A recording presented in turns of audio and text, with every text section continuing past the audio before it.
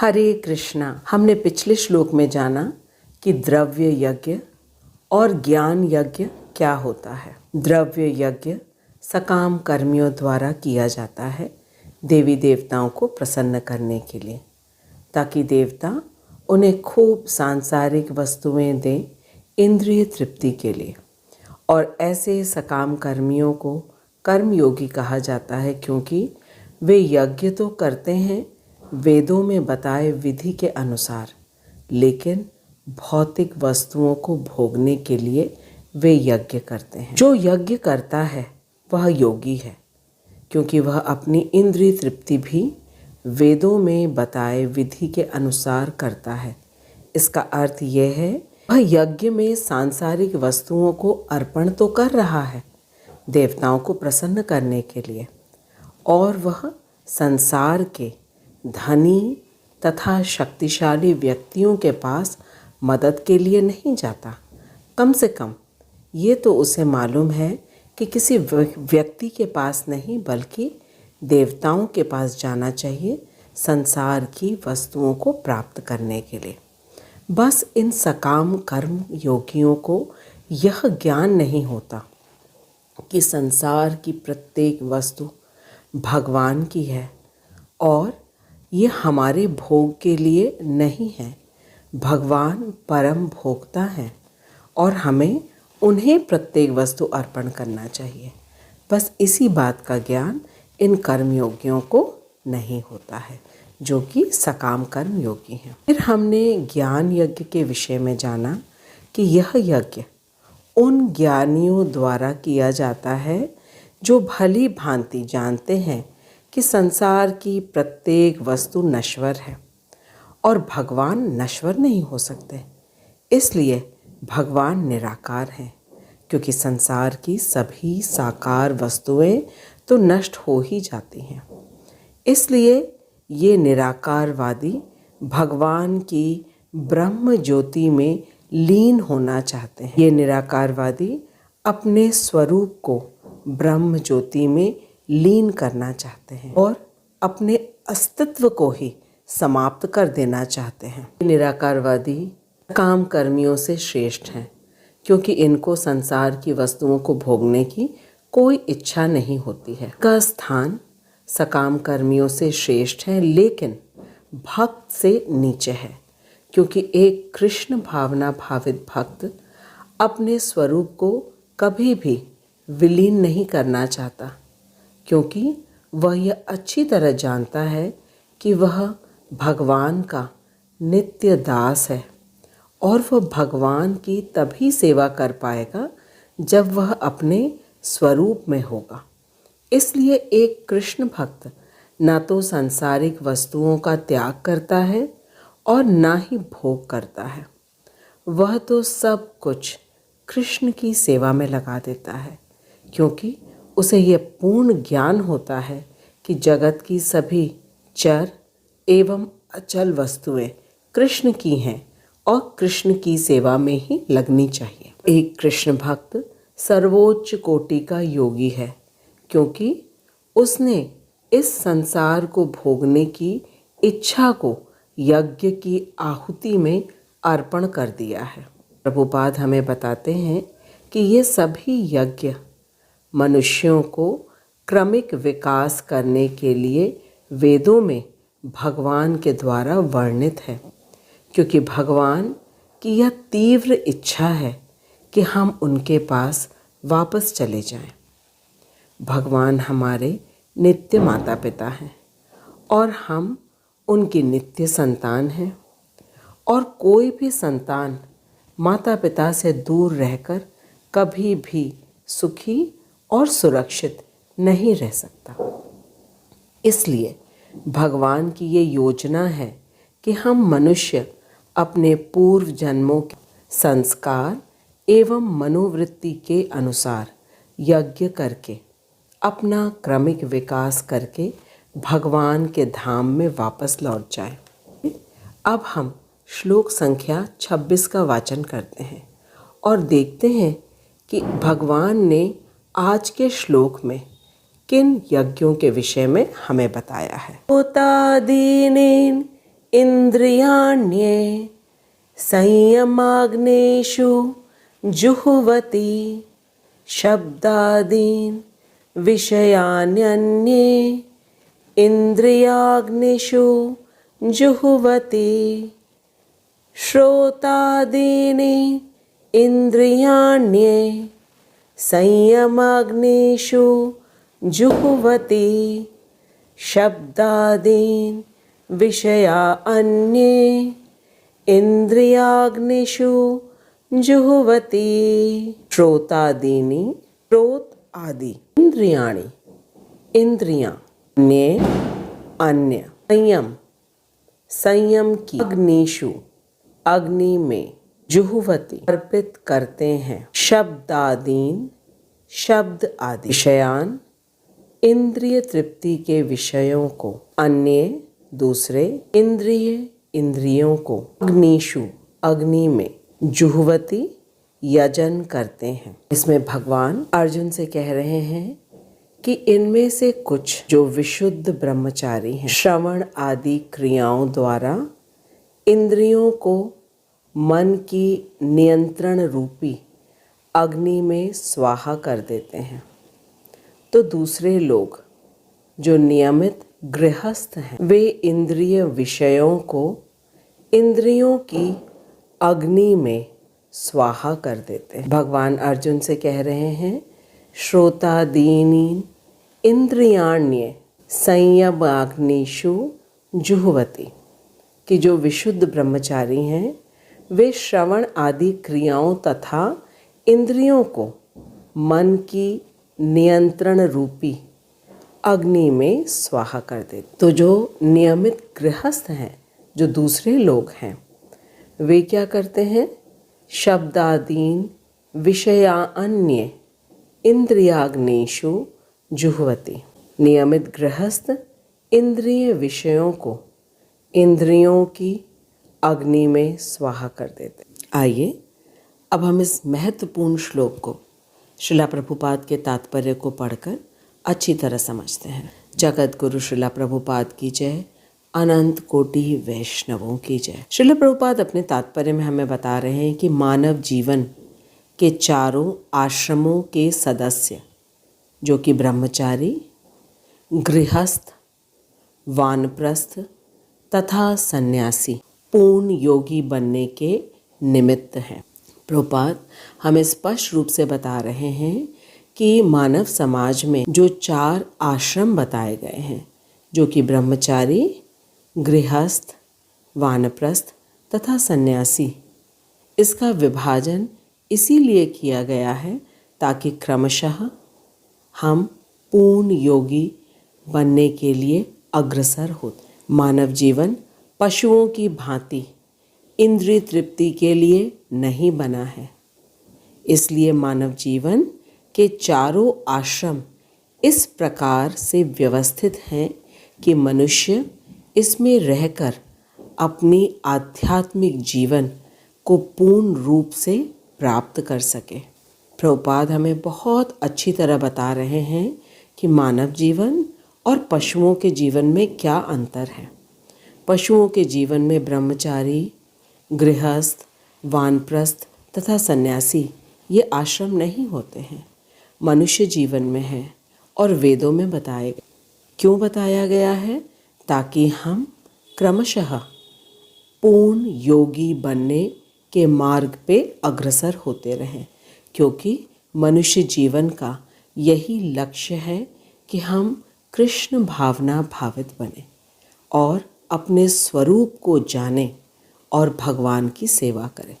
प्रभुपाद कह रहे हैं कि ब्रह्मचारी या शिष्यगण प्रामाणिक गुरु की देख रेख में इंद्रिय तृप्ति से दूर रहकर मन को वश में करते हैं। हम सभी को मालूम है कि भगवान राम जब आए तब वे ऋषि विश्वामित्र के आश्रम में रहकर अपने ब्रह्मचर्य का पालन किया उन्होंने। उसी प्रकार भगवान कृष्ण सांदीपनि मुनि के आश्रम में रहकर उन्होंने ब्रह्मचर्य का पालन किया, गुरु से शिक्षा ग्रहण करी। तो ये शिक्षाएं हमारे लिए हैं कि ब्रह्मचर्य कितना आवश्यक है, जिसमें बचपन से ही गुरु के आदेश के अनुसार प्रत्येक शिष्य अपनी इंद्रिय तृप्ति से दूर रहता है। इंद्रिय तृप्ति से दूर रहता है का मतलब है कि वह वही कार्य करता है जो गुरु का आदेश है।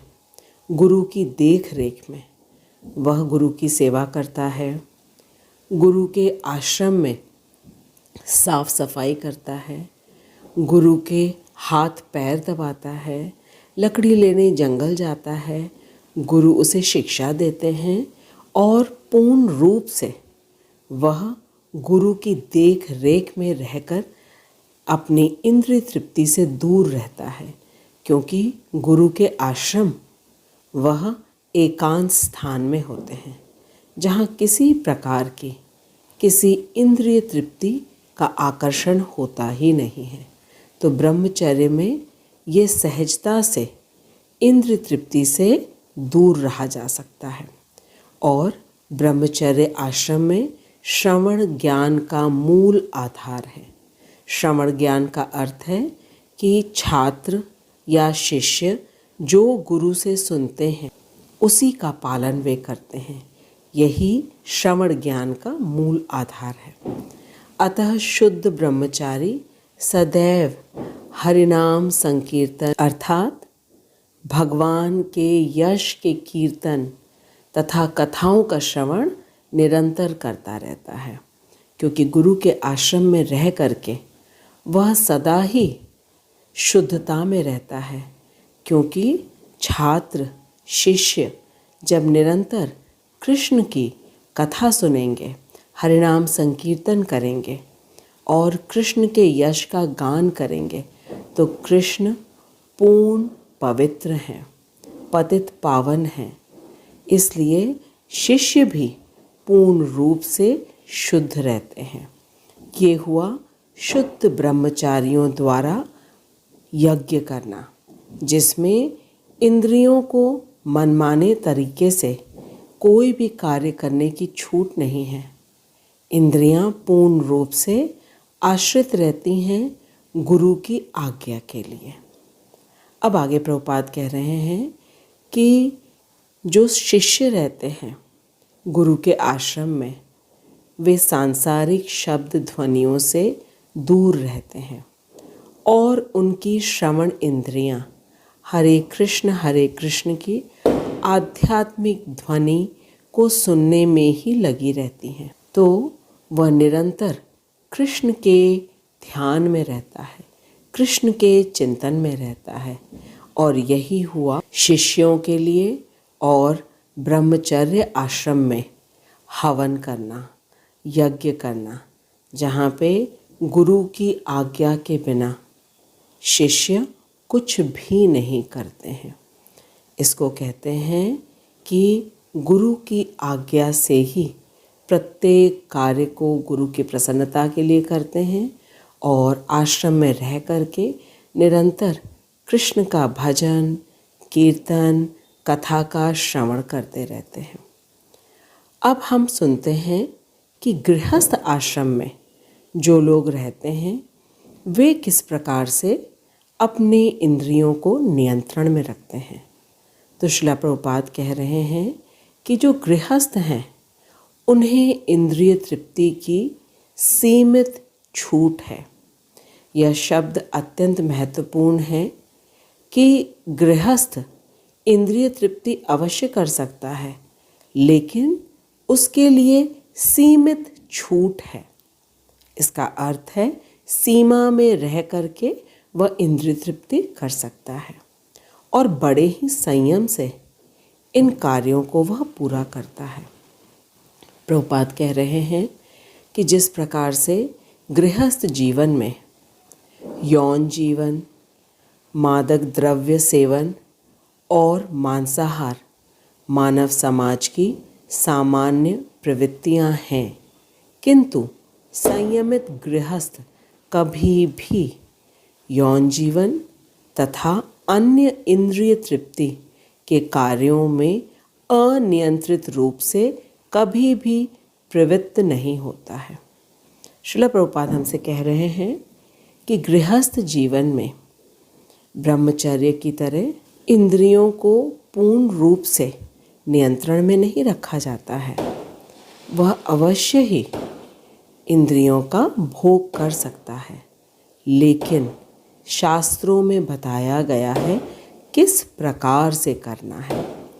और यह जो सीमित छूट दी गई है और इंद्रियों को नियंत्रण में रखने का जो समस्त प्रयास है, इसी को कहते हैं गृहस्थ जीवन में रह करके भी संयमित रूप से रहना।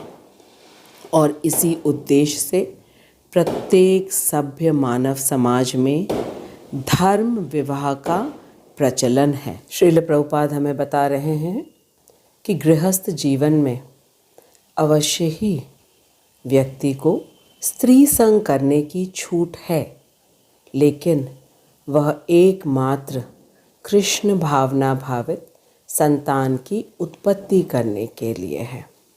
गृहस्थ जीवन में स्त्री संग करने की छूट है, लेकिन कृष्ण भावना भावित संतान की उत्पत्ति करने के लिए है, न कि अपनी इंद्रिय तृप्ति के लिए। इस प्रकार गृहस्थ में रहकर जब व्यक्ति अपनी इंद्रियों को संयम में रखता है तो उसे यज्ञ कहा जाता है। इसे यज्ञ इसलिए कहा जाता है क्योंकि जब संयमित गृहस्थ उच्चतर दिव्य जीवन के लिए अपनी इंद्रिय प्रवृत्ति, इंद्रिय तृप्ति की प्रवृत्ति की आहुति कर देता है तो यह यज्ञ होता है। आज के श्लोक में हमने 2 प्रकार के और यज्ञ देखे। सबसे पहला है जो ब्रह्मचर्य में रहकर किया जाता है। ब्रह्मचर्य में इंद्रिय तृप्ति की कोई छूट नहीं है। गुरु के आदेश अनुसार अपनी समस्त इंद्रियों को कृष्ण भावना भावित कार्यों में शिष्य लगा देते हैं और वे संयम में रहते हैं, तो वे अपने मन को ही गुरु की शरणागति में पूर्ण रूप से लगा देते हैं। शिष्य अपनी मन को गुरु की शरणागति में, और गुरु से कृष्ण कथा, भगवद गीता, कृष्ण से संबंधित प्रत्येक कार्यों को वो करते हैं। इस प्रकार से जो शिष्य होते हैं ब्रह्मचर्य में वे यज्ञ करते हैं, और गृहस्थ जीवन में जो व्यक्ति विवाह करते हैं वे संयमित तरीके से स्त्री संग करके कृष्ण भावना भावित संतान की उत्पत्ति करते हैं और अपनी इंद्रिय तृप्ति के लिए वे कभी भी स्त्री संग नहीं करते हैं। इस प्रकार की इंद्रिय तृप्ति की प्रवृत्ति को जो आहुति कर देते हैं इसे कहा जाता है यज्ञ। इस प्रकार से गृहस्थ भी क्रमशः रूप से अपने उच्चतर दिव्य जीवन के लिए अपने आप को निरंतर अग्रसर करता रहता है, जो कि मनुष्य जीवन का सर्वोच्च लक्ष्य है। श्रील प्रभुपाद ने हम सभी को 4 प्रकार के नियमों में रहने के लिए कहा है। प्रभुपाद ने कहा है अवैध संबंध नहीं रखना, नशा नहीं करना, मांसाहार नहीं करना और जुआ नहीं खेलना। अवैध संबंध रखने से पवित्रता समाप्त हो जाती है। जुआ खेलने से व्यक्ति झूठ बोलता है और मांसाहार करने से व्यक्ति क्रूर बन जाता है, और नशा करने से व्यक्ति तपस्या नहीं कर सकता है। तो जब व्यक्ति पवित्र नहीं है, तपस्या नहीं कर सकता है, झूठ बोलता है, क्रूर हो जाता है, तो वह तमोगुण में चला जाता है। और भगवान के ज्ञान को लेने के लिए आवश्यक है कि हम सतोगुण में रहें। इसलिए मानव समाज में 4 आश्रम की गणना की गई है। सबसे पहला ब्रह्मचर्य, इसके बाद गृहस्थ, इसके बाद वानप्रस्थ और सबसे अंत में सन्यास। पशुओं के जीवन में ये अलग अलग आश्रम नहीं हो, एकमात्र मनुष्य जीवन में ही हो। इसलिए हमें इन आश्रमों का नियमित रूप से पालन करके यज्ञ करते हुए, यज्ञ पुरुष को प्रसन्न करते हुए अपने मनुष्य जीवन का सर्वोच्च लक्ष्य, जो कि है कृष्ण भावना भावित रहकर अपने समस्त कर्तव्यों को कृष्ण की प्रसन्नता के लिए करना। इसके लिए अपने आप को हमें निरंतर प्रयास में रखना है। मैं आशा करती हूँ कि ये दोनों ही यज्ञ हमें खूब अच्छी तरह समझ में आ गए हैं, जिसको गृहस्थ और ब्रह्मचर्य में करने के लिए भगवद गीता में भगवान ने हमसे कहा है। और यदि आपके मन में कोई भी प्रश्न हो, अवश्य पूछिएगा। मैं श्रीला प्रभुपाद और अपने शिक्षा गुरु हिज ग्रेस हरिमोहन प्रभु जी को दंडवत प्रणाम करती हूँ, जिनकी कृपा से, अहेतु की कृपा से हम भगवद गीता के गुह्य ज्ञान को सरलता से समझ रहे हैं। अगले सप्ताह हम एक और नए श्लोक के साथ मिलेंगे। तब तक आप हरे कृष्ण महामंत्र का जप करिए और निरंतर कृष्ण भावना भावित बनने का अभ्यास करिए। हरे कृष्ण। जय श्रीला प्रभुपाद।